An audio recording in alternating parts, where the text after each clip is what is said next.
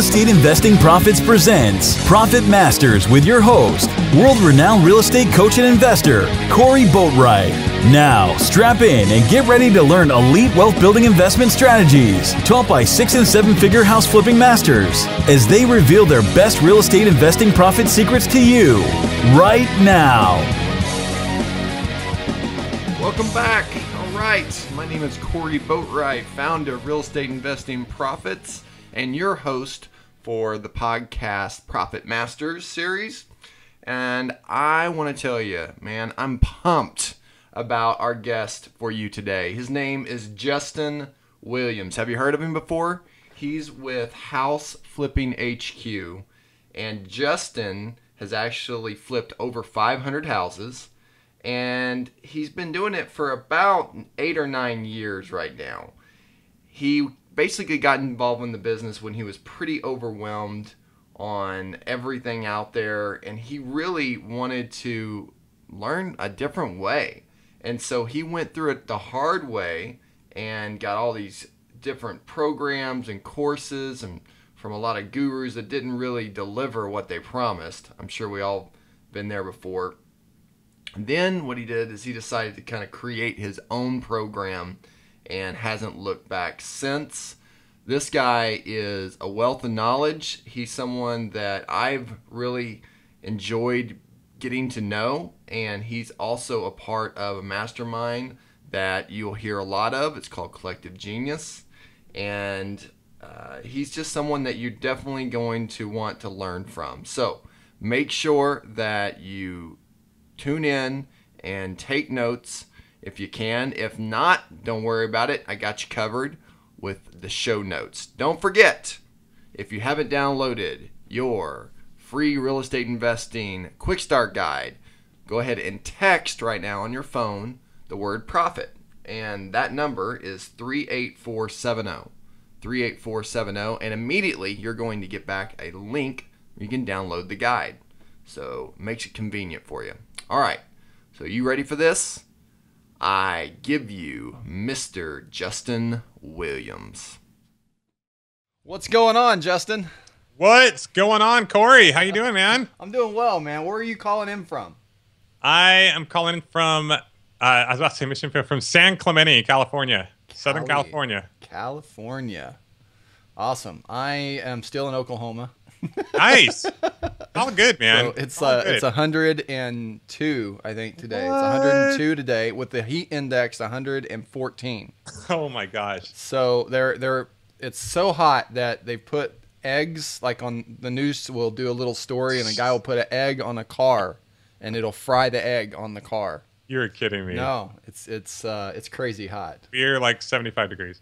That's like year round, pretty much. Yeah.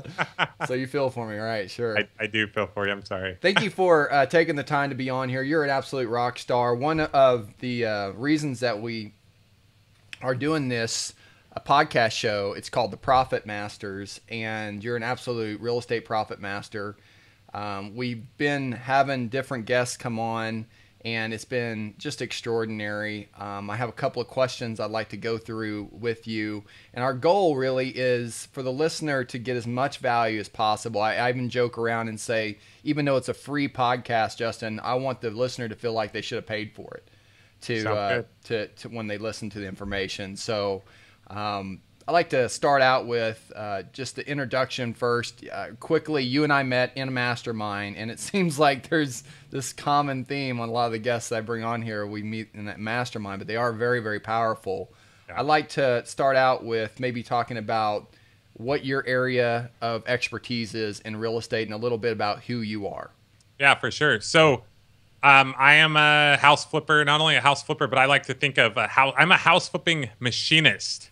Right? I love it. So I don't work in my house flipping business. My goal is to create a business. My goal is to create a house flipping machine that works for me rather than me work for it. So I don't like flipping houses. I don't go to look at my houses. I don't get excited about the cute before and after pictures. Like, it does absolutely nothing for me.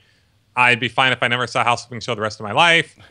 It's just a vehicle. It is a vehicle to get me to where I want. Don't get me wrong. I like real estate and the fact that I have a house, right? We all have houses. We have real estate. I like to look nice, whatever, right? But as far as my real estate investing business goes, it is a business. And I see most real estate investors don't treat it like that. And it becomes a job to them. So, and years ago, I had this idea of, I need this financial freedom. I need this passive income, because it was hard flipping and wholesaling. And it was like all this work. And so I started doing like rental properties. And after about my 12th property, I ran out of income. My investors' money were totally gone. And a lot of people are like, well, you could go raise more money. But like literally, I couldn't pay the bills. Like I didn't know what to do to make ends meet. Each house was making like $100 a month, and it just wasn't enough, right? So I ended up selling about 4 of those houses, and I purchased all those houses within 3 months. And that was the most I'd ever bought at any given period of time. I think because they were rentals, I had this like mindset thinking like, oh, it's not as risky. The rental numbers make sense. Right. But then when I looked at it, when I needed the money, and I'm like, where do I go to get this money? I need to feed my family next month. We're going to get kicked out of our house, which we didn't own at the time. It was just a rental.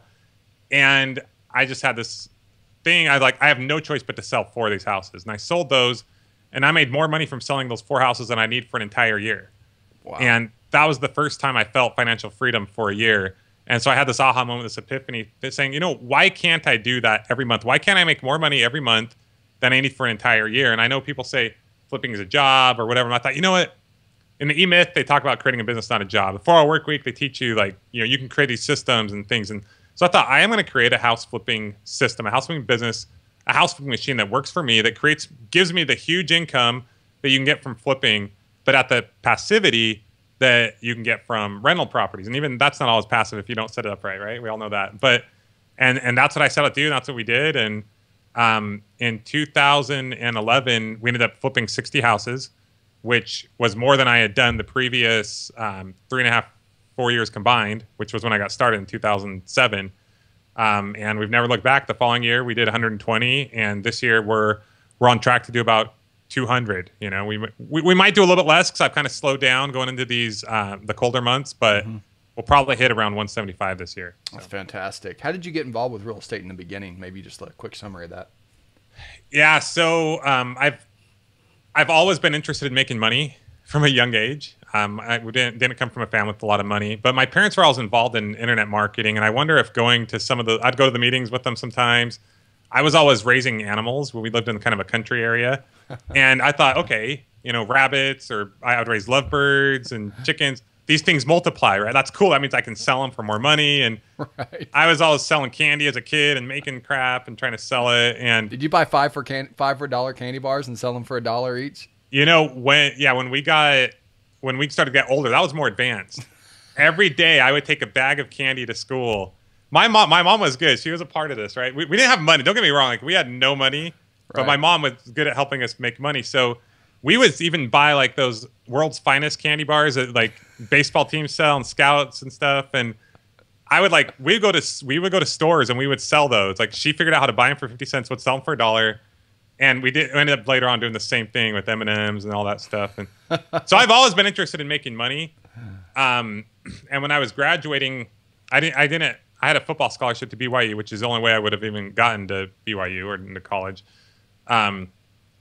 But I had some injuries, and going into my 4th year, it just wasn't going to work out. So I quit football. I had 1 semester left of school. I dropped out because I was going to become a PE teacher.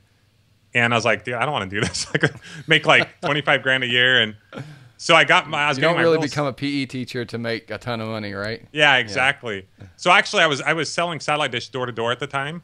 And I thought, I can make 3 times more what these guys are paying me if I do this on my own. And I get other people to do it for me. And a year later, I ended up with $120,000 of debt. A partner who totally screwed me over, didn't take on any of the debt, stole some things from me, was as lazy as could be. Moved to Bakersfield, California, because that's where I had some sales reps, and my brothers were my brother and my wife's brother was working. Moved into a house with like 8 other people, like employees, family members, in a 2,000 square foot home. My 6-month-old son slept in the closet, and I woke up every morning, early in the morning, 5 o'clock. I think I'm getting into one of these other questions you got here. That's all right. So, we're going into another. All right, question. Hey, you get me going. I can't stop. But point being is, like, I wasn't born from the womb flipping houses and making 7-figure income, and we had a lot of struggle. It's a great segue though. So there is a moment there's some of the guests. There's a moment where we call it the enough's enough moment, where it's just like a breaking point, where it's like, I've got to get away from satellite dish selling and candy bar selling and everything. Like there's this breaking moment. I didn't sell candy bars in college. No. what was that like moment for you whenever? Well, I've always been interested in making money, so it wasn't like I didn't have that. I've always had that drive, but I was married, I had a wife, like I had to make it happen. So that's the first thing, and that's why I started my business. Right. But the breaking moment from there ended up a year later, $120,000 of debt, and we had to move to Bakersfield, California, and small house, ton of people, not the life I envisioned. And my goal was to make like millions of dollars that year in my business, right? Right. Just didn't happen. And so I would go door to door every single day in the 110, you're talking about heat, right?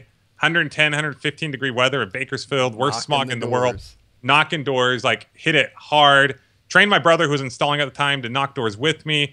And hardest I ever worked in my life, and would stay up super late working on the admin. That's me and my wife. Wake up really early working on admin all Saturday, doing payroll and all kinds of crap, selling still. And after 6 months, we finally paid that debt off. Wow. Moved out of the house, and that's when I got into real estate. So. Wow. What was your biggest influence for investing? I honestly, it's hard for me to remember when, as I look back, the answer keeps changing. But my parents, they'd go to these network marketing meetings that they were never successful in any of them. But I remember one time, one guy giving them the book Rich Dad Poor Dad. And I always hear people say that's what influenced them in real estate investing. And I thought, no, not me really, because it was years ago that I read it or read it with them. But I think that seed was kind of planted. So for me, it feels like it's always been something that I wanted to do. But I still thought I needed a lot of money, right? So that's why I didn't get into that right away. I did the satellite dish business, and with the idea that I'm going to make a bunch of money here, and then I'm going to be able to invest in real estate. And as the years went on, I'd read a couple books like No Money Down and things like that, Robert Allen, Multiple Streams of Income. And I did a little more research, and I had a friend, and I'm like, I don't think I have to be rich to invest in real estate. Like I didn't know that, And so I realized that, and I called my friend up, and he's like, hey, there's this thing on short sells, like it's a call, and I was like, okay, I didn't know what a short sell was. I had no idea. So this guy talks, he does this webinar. I could not believe that he was sharing what he was sharing with me. I couldn't believe that he was offering a $2,000 seminar in Atlanta, Georgia. I was in California. I never heard of any of this stuff. I didn't know he would teach me how to make all this money. Boom, signed up that night without hesitation. My wife and I, within a couple of months, we're on a plane to Atlanta, Georgia, and that's how we started. The rest is history, huh? Wow. The rest is history. We paid this guy $15,000. Later on, realized he hadn't done the business in 6 years. I won a car that I never got. So I'd like to say the rest is history, but there's more history there. And I think I know who this person is, but we won't mention that. What's name. amazing, Corey, is as I was in shorts, I was like, I heard your name all the time, man. Like after I got into it at the beginning, I didn't know. So you're a legend, man. I really appreciate that. We sold quite a few courses. It's funny, the mastermind we're in, you and I, Medley for Collective Genius. He actually bought my course, Short Sale Fundamentals, and did a deal, made over $35,000 or so, and that's how he and I first met, from him doing a testimony. That's awesome, man. That's so hilarious. Pretty crazy, and we're great friends. To this day. And now you're in his mastermind group. That's right. It's amazing. So he's a great guy. Well, okay. So what about, so you had some great successes. What about some of the mistakes? What was one of the worst deals that happened to you that you can recall? And how did you get through it? I've made plenty of mistakes. I've lost money on lots of deals. Like I'm not even going to hide that. Okay. I remember I used to be so afraid of losing money on a deal until one guy told me, you haven't done enough deals. If you haven't lost money on one, right? And granted, this isn't wholesaling, right? So wholesaling, you're not going to lose money. And so I kind of took that personal. I was like, oh my gosh, like I'm only doing like a few deals a year or whatever, I'm like, crap, I'm just like being a wuss, right? Anyway, so, okay, but here's the big one. And I'm honestly like, it's hard for me to talk about this because this was like recent. Like this was like last month, as in like a couple weeks ago, that we closed on it, and we know that. So total loss, if I would have thought I was going to lose this much money a few years ago, like I would have died, right?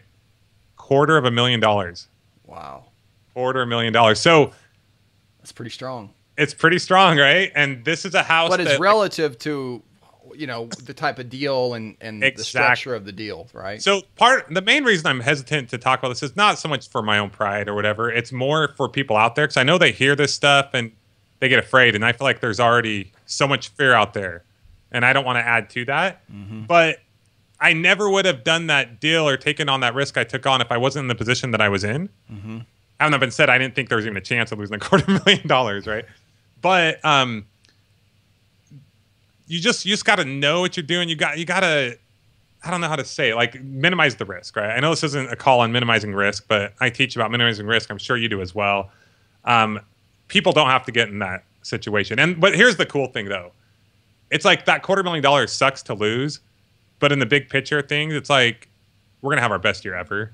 That's fantastic, right? We're gonna end up making, I don't know, because we have like 100 houses right now, and it depends what happens between now and the end of the year, but probably $2.5 million net profit around there. Yeah, that's incredible. Yeah, so it's like, oh well, sucks, but let's not do it again. Right. And we have done things to not make sure that doesn't happen again. But it is what it is. Let's go make some more money and learn from this and move on. And just quickly, how did you get through it? Give some pointers of some things that you did to get through that. Well, this personally wasn't that hard to get through because of the income that we have. Like, once again, be very cautious out there. Like, if I see a lot of new investors, they will go out and they will start with flipping and they'll start high end, because it's kind of, in a way, it's kind of the easiest because it's the hardest, right? So there's less competition for it. Right. I've seen a lot of people get in a lot of trouble doing that. I know a guy that lost a lot of money because he was doing a lot of high end, and then the high end went down at the same time, and he lost 6 figures on like multiple projects at a time. I was very strict about how many high end projects I would do at a time. Now I'm not doing any. I'm like, screw this. It takes a lot more work, and it's a lot riskier. And I was like, I'm just gonna stick to my system. The more zeros is more attractive, right? That's kind of the idea. But then thought we could make $100,000. Yeah. Yeah. Then the risk, you got to always weigh what the risk is versus the reward. Absolutely. And I think that sometimes we're guilty of just looking at the deal and getting excited about the deal, and if really honest, then there's something in us that feels like we can take that thing down, right? We can handle it. And the reality is you can if you were able to control all the pieces of it. But you got to remember, on the other side, there's someone else that's doing other things, and there's pieces of that you're not going to be able to control. Yeah. And we made a lot of money doing deals very similar to that previously. Sure. But I realized it took a ton. Like, my assistant, Vanessa, who basically runs my entire house flipping business, I realized it was taking so much of her time. She was focusing 80% of her attention on these few deals versus the 90% of the other deals, right? And I'm like, okay, we can do a lot better if we just eliminate those. So that's good insight too. Well, let's talk about something a little more positive. What is one of the reasons that, again, having you on here is to talk about your Profit Master investing strategy from Real Estate Investing Profits. We've been able to produce some incredible content and a lot of really amazing investors that are sharing their Profit Master investing strategy. What's working really well for you right now, Justin, in today's market? Yeah, just being straight up, and I've done everything from short sales, then REOs, then did tons of trustee sales in 2011 and 12, a couple hundred trustee sales. Then we started to get into buying from wholesalers a little bit, but also doing a lot of our own marketing. So right now we're doing a lot of our own marketing. I have 2 full-time acquisition managers. But my number one way of buying right now is from other wholesalers. And I'll be honest, a ton of that comes from the CG, from the mastermind group that I joined with you're in February. We have purchased 31 houses from that group alone. Yeah, incredible. And my point of saying this is I don't want people on the call to be like, oh, well, that's not fair. I'm not a member of that group, or I can't buy a house. No, but to know that it's about the people, right? Yeah, the network and the community. Oh my gosh, like, we get so into, I mean, of course, education is huge. You got to get educated. You got to take action. But so many people get into that analysis paralysis, and they just like miss the point of like it's people. It's not what you know, it's who you know, right? And literally, like, just from the members of that group, like, we'll make, just from what we've done since February, which is only like 7 months, I think. I don't know, whatever. We'll make over $500,000 just from that, right? Just from that. So that's our number one thing. We're buying from other wholesalers. Like, I've created a house flipping machine. I've created these systems. I have a team that helps me with those systems. I'm not saying it's super easy, to flip a ton of houses. So there's a ton of people out there that are wholesaling houses. I'm going to be the guy to flip them. Sell them to me. I don't have to become the best marketer in the world. I'm just buying from other people. So. And you're buying those and you're flipping them to somebody else. You're not keeping any of them for yourself right now. No, I have about 10 rental properties, and that's good for me for a long time. If the market tanks again, I'll buy 100 rental properties. But I'm all about, we had an opportunity. I shouldn't say an opportunity. We had a few of the houses that we bought, because we buy all over in several states. And one of the states, we bought a couple. Sometimes you got to test things out, right? We bought a couple that we're not going to make a very big profit on. We're probably about break even. And my assistant was like, hey, well, let's just make them rentals. They'll have good cash flow. I said, Vanessa, I'm going to let you decide, because I let her decide a lot of things. I think it's how she grows a lot. I said, do you think that we will end up making more money in the long term from holding on to these properties that probably aren't going to appreciate very much, and will distract from our focus, or just from selling them making a few $1,000s? Yeah. So I'm not here to tell people to buy or then hold or to flip. That's not the point. Like, people make a ton of money holding. The point is, what is your focus? To me, it's all about focus and your systems, and knowing that there's a million ways to make $1 million, but if you focus on too many of them, it will take away from other opportunities. So that's what we're focused on right now, and it's just a system, a machine. I just want to grow it as much as we can, and it's made me enough money over the past couple of years, 3 years, that I can buy passive income if I want, right? Like, I'm done. I can retire if I wanted to. Sure. Yeah. So there's lots of ways to do it. Lots of ways to skin a cat. That's really interesting that you look at the insight of taking the slow dime compared to the fast nickel, and or rather the fast nickel instead of the slow dime, because I think depending on what side of that you're on, it obviously is going to make more sense one way or the other. But most of the time, I think that it is kind of counterintuitive, because someone says, well, I'll make more by holding it. Well, potentially, but you have to look at what is the cost, what's the real cost of holding on to a quote opportunity. Just because you're only going to make a few $1,000s. It may make sense just to get rid of it so it doesn't take up your focus. I love that. And I have a lot of criteria. Don't get me wrong. If someone were to say, hey, here's $10 million at 1%, I would go buy, but you have to use it for rental properties, I would go buy all the rental properties in the world. Sure. Or if I knew the market was rock bottom and was going to crank up. But right now, I'm unsure about the market. I'm unsure, in California, at least, properties aren't cash flowing where I can buy them out of state, but they're not going to go up in value. I mean, it's like when I run the numbers, and I run numbers all the time, even with the taxes, the extra you have to pay with flipping. For me personally, with my machine and the passivity, because I don't have to include my own time. So I buy a house and it's like, boom, just made 10 grand, 15 grand, 20 grand. I don't get involved. It just makes way more sense for me personally in my situation. So I like that. What's one piece of advice that you'd share about running a successful real estate business, Justin? It's all about leverage. Always focus on getting yourself out of job. Always focus on who can do it, not what can you do. You want to leverage money. You want to leverage people. You want to leverage expertise. You want to leverage technology. But every single day, every single thing I do, I think, how can I not do this? How can someone else do this? How can I systematize this?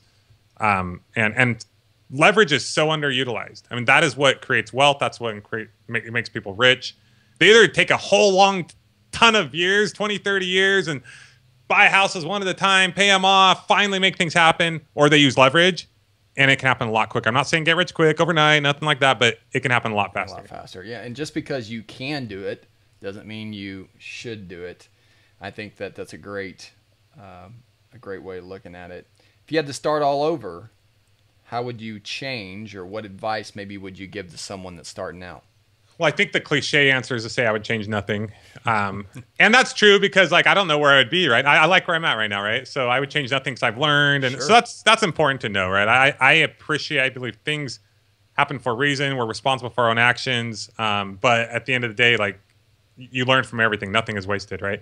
Having that been said, I mentioned that, the first two people that I paid a ton of money to, I spent $40,000 on my first 2 years, and I just didn't know what I didn't know. I was very hesitant to join the group that we're now a part of because of all the money I've spent in the past. I didn't realize, there's actually a group out there that has people that are really doing the business. It's really valuable, right? So I would just, for other people, I'd recommend, number one, pay for coaching. Coaching is huge. Having a mentor is probably the number one best thing you can do, but don't go pay 40 grand to some guy who's not doing the business, who's going to send you to someone in a cubicle in college or overseas who's going to teach you out of a manual. Okay. Right. And it happens all the time. It does. You're right. Yeah. Especially Like, from a lot of infomercials and yeah. Yes. Mm-hmm. So I wouldn't have done that. I would have got a good mentor, got involved with the right people, and just been a little more aware. But I wasn't aware. I didn't know. So I got going. That's what matters. That's good. Yeah. And you don't have to get it perfect. You just got to get it going. I agree. So what's your favorite motivational or business quote? This is just something I don't want to like give a quote that I made, but I will anyway. I always tell people for years, I'm saying, think less, do more, just because I see so many people out there. Think less, do more. That have analysis paralysis, that they've been going to clubs for years and trying to learn this business for years. I'm like, stop thinking, start doing. Like, learn the things that can get you in trouble. Don't go buy any high-end houses that, you can lose a ton of money on.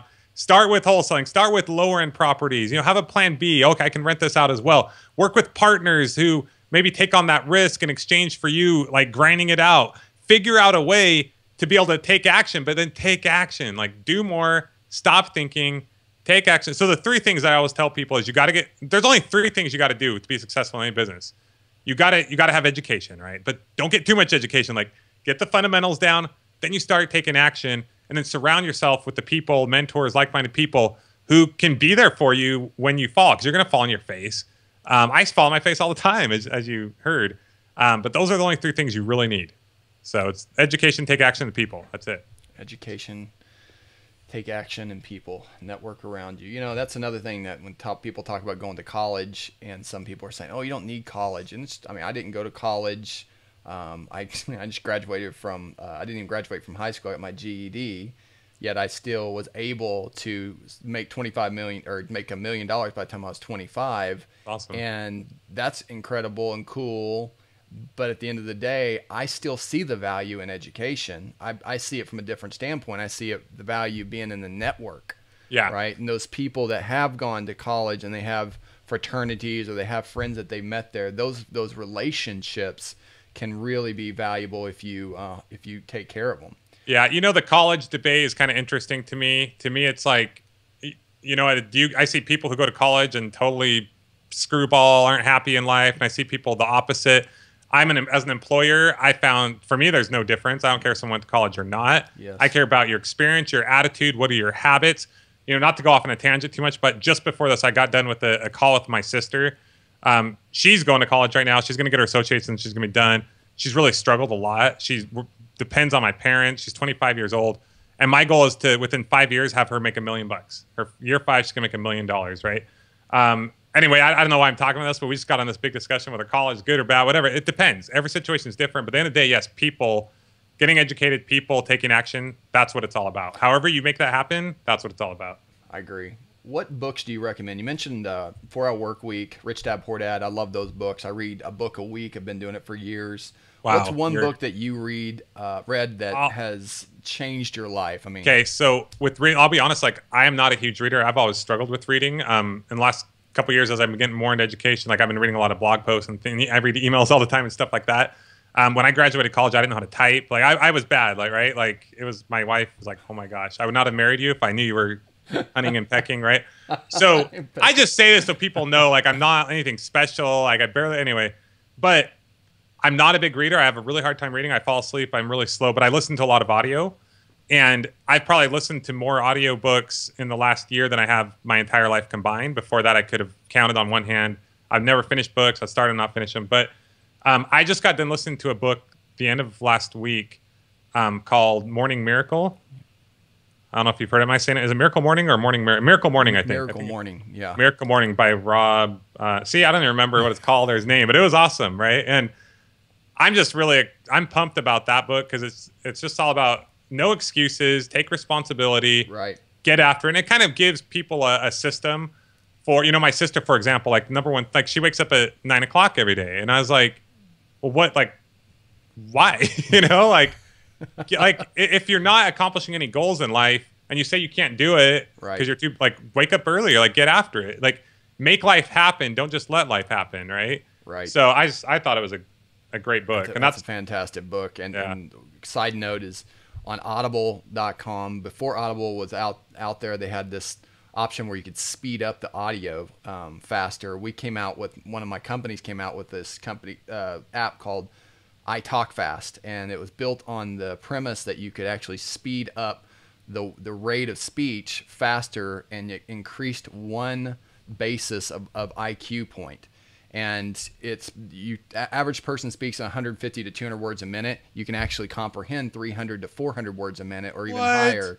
So whenever you're talking, the rate of speech, you're thinking about, what to eat today and all this other stuff. So if you start speeding up the audio to 1.5 to 2 to 3 and even high, I think 3 is the highest you can go. But on our mobile app, it was I Talk Fast, and we had over 200,000 downloads of it. It was really awesome before Audible had this option. Now Audible does. Even in iPhone, I think they even have a native application for it now. But if you go in and you start gradually speeding this up, you'll actually comprehend it more. You'll remember it more. And what's interesting is that the way you start to learn will be faster. And so something that if you haven't checked it out. No, I've tried the speed thing, but I'm seriously like, and I don't mean to keep knocking myself, but I have learning challenges. Like I'm really slow. Like when it comes to learning, I always struggled in school, and like I'd go to an entire class and not forget what was talked about the whole time. Or when I read last 10 pages, I have no idea what I read. Right. So point being, when I tried to speed that up, I was like, forget this. I need to slow it down. Right. Sometimes I'll stop and like go back, but having you say that doing it gradually. I didn't know there was any learning benefits or anything like that. So that's really interesting. I'm sure I would score really low on IQ, but I'd like to improve it, right? I bet your IQ would be a lot higher than you think. What's one of the mobile apps that you use on an everyday basis? Dude, I barely know how to download an app. I'm serious. Like I'm horrible. Like it's bad. Like I'm learning now, but do you have one that you use every day? Let me look at my phone. No, not really. I just got Audible recently. I just started using Voxer because that's what Russell uses. Right. We had a couple other people say Voxer. So he told me I have to. Oh, that's one of the questions. I thought you were like asking me to like help me. Is that one of the questions here? I didn't even see that. No, I don't use. I use Gmail. Okay. Right.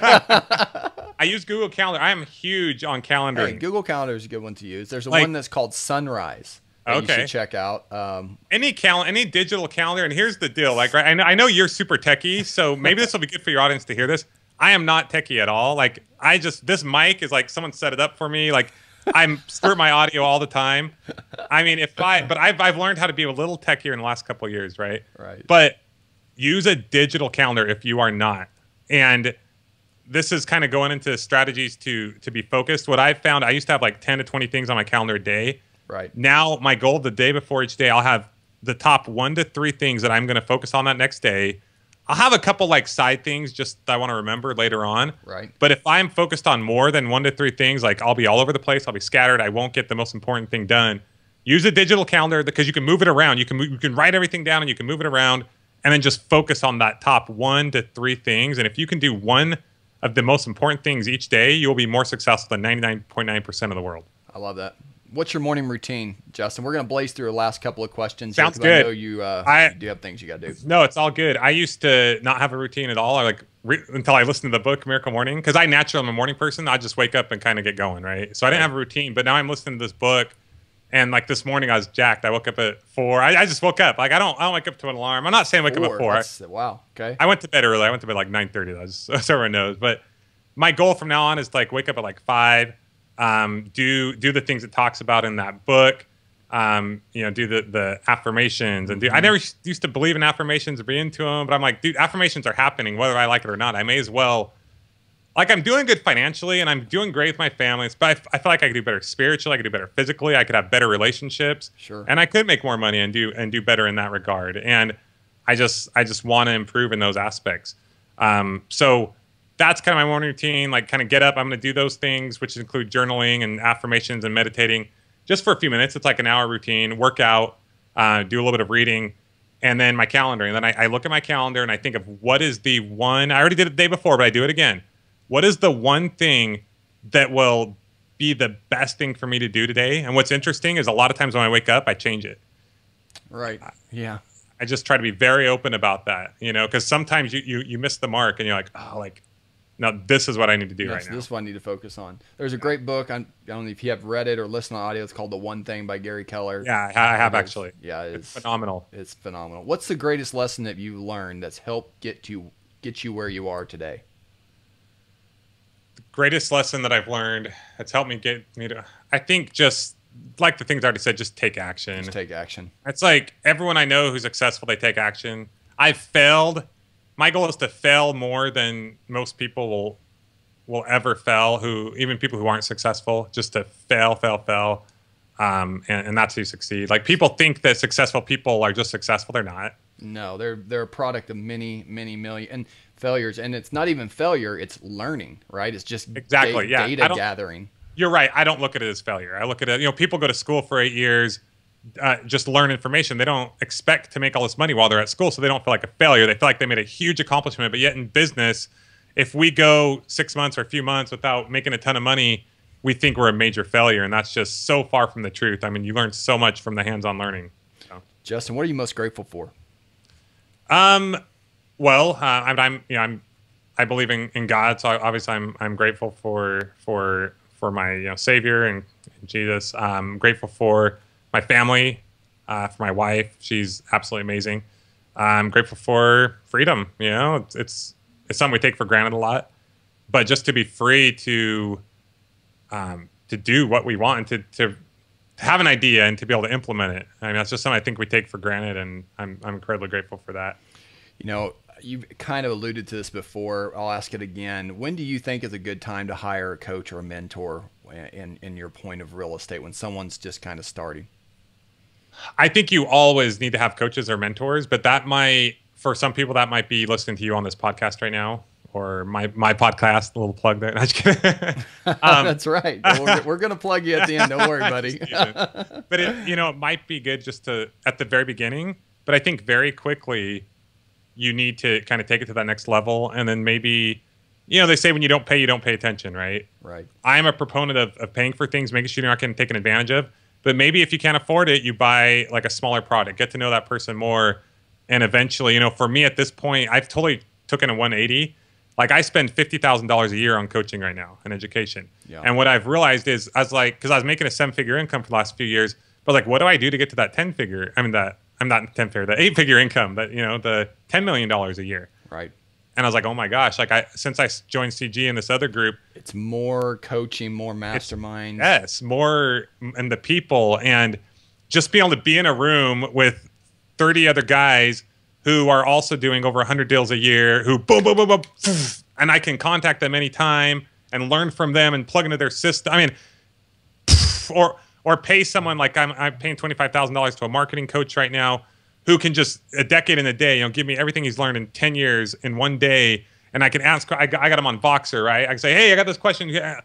Dude, that, talk about ROI, you know, in my education business, I can now make another $1 million there and double that and whatever, right? Because I've tapped in, the best way to learn is copy someone who's already doing it. And how can you copy them unless you're being mentored and coached by them? So I think as soon as you possibly can, be careful though. Don't go spend $25,000 if you don't have 2 nickels to rub together. Start out, take action, right? Fall. Get some progress, get some things going. Have some numbers you can look at. Don't let people get into a ton of debt. But at the same time, if you're going to get into debt, it's better spending on education than a boat, right? So anyway, just saying I love that. Let me ask you, if you're going to summarize. This is one of my favorite questions. What you're doing right now? Why do you do what you do? Why? I saw that question. That was probably the hardest question, because I think, if I'm being totally honest, I think sometimes we don't totally know, or we aren't willing to admit that we know. Yeah. I would like to say that I do it just for my family, and I do it for, but I believe that we all have this thing within us that needs to be fulfilled. I have just incredible drive for just accomplishing something. I don't think I'll ever retire, right? I think we always need to feel like we're adding value to ourselves and to other people. We're always progressing. So yeah, I just think I do what I do because I love it. And I wake up, I love Monday mornings. A lot of people hate Mondays. I love Mondays because I don't work on Sunday at all. And don't get me wrong, I love Sundays too, but Sunday night I get giddy. because like I get anxious kind of like I get to get up and get after it again. So a part of it is just like a curse, right? Curse of the entrepreneur. But I just love it. I love the accomplishment. I love feeling like and helping people know they can achieve anything. I think to summarize that up, the feeling of accomplishment is pretty powerful in every area of your life, right? Absolutely. I like how you kind of answer. That's great. Okay, so here's your chance now for the plug. How can people get a hold of you? Where's a way that they can contact you and go ahead and plug yourself? Yeah, so my website is 8-minute. I'm sorry, that's a new one I'm doing. I'll tell you. It's houseflippinghq.com, and we've got like a free like video course you can check out on there. And an amazingly popular podcast as well. Yes, and you can check us out on the iTunes, or our podcast is on our website or iTunes, House Flipping HQ once again. And you can reach us at info@houseflippinghq.com. I don't know when you're going to publish this, but in a couple of weeks, I am going to be launching 8minutemillionaire.com. So that's 8-minute millionaire. That's pretty exciting. We're going to be just giving domain. I've just is gotten it the 8 or is it spelled out 8? Both. I've got both, man. Okay. Both. But yeah, the 8 is kind of the idea. But I mean, I found that I didn't realize how much I loved like personal development and when I got into coaching a couple of years ago, I just thought I was going to teach people the fundamentals, but I realized, oh my gosh, like it's not about the fundamentals. Right. It's about this right here, this mind. I'm pointing to my head for those of you who are listening, but it's about personal development, and you will never exceed in success the level of your personal development, and that's mainly what people struggle with. So that's what I've been coaching a lot to my students. So I created 8-Minute Millionaire just to teach people that they can accomplish anything, and we're going to follow my sister's journey to going from literally depending on my parents to having nothing within 5 years to making $1 million. So that's incredible. What a great story, a legacy. I'm going to go ahead and buy 7-Minute Millionaire. I think it's taken. I think I looked at that one too, but go for it, man. There's a guy that bought 5 hour energy. They bought 4 hour energy. Well, the idea is like each podcast is going to be about 8 minutes a day or whatnot. So just that daily. Really cool. We're weak in our minds, and we're really strong. We're kind of weak in our minds. So I think people need the people you surround yourself with, whatever. So my goal is to allow people to surround themselves with someone who believes in them. I just know so many people who they're never going to become a millionaire because they don't even believe they can become a millionaire. It's not about becoming a millionaire. It's about accomplishing things that you don't know or believe you can do because no one's given that permission or believed in them enough. So, Justin, you've been an amazing guest. I hope to continue to build on our friendship. I love to see you again in the mastermind. I know soon we'll be in Tampa for that. I'm excited about your success. I'm also excited about just your journey with how you're reasoning for this, why you're doing this for your family and to help others. I know you're a servant leader. One of the things that I've figured out in life right now is to have a fulfilling life. You really need to remember to be a servant. And I just appreciate you so much for taking the time to be on here, and I'm excited about your success. Any final words? Just get out there, make it happen. No excuses. Take accountability for, there may be things that have happened in your life from before that you can blame here and there, but from here on out, like just take accountability, take responsibility. You're 100% responsible for maybe not what's happened to you in the past, but from what you do about it from here on out, and just make it happen. That's it. Make it happen. All right. Well, thanks again. Thanks again, Justin. Remember, be a servant, and always check out our Real Estate Investing Profits Profit Masters podcast series, where we're going to be bringing more incredible guests to share their profit mastering strategy with you. All right. I'll talk to you later. Bye now, Justin. Awesome. Thanks, Corey. Bye. You've been listening to another Real Estate Investing Profits Master Podcast series. To receive your free real estate book, Down and Dirty, Ultimate Real Estate Investing Quick Start Guide, how to quit your job to start flipping houses in 90 days or less, head online and go to realestateinvestingprofits.com. And don't forget to follow us on Facebook at facebook.com/Real Estate Investing Profits. Thanks again for listening, and stay tuned for our next episode.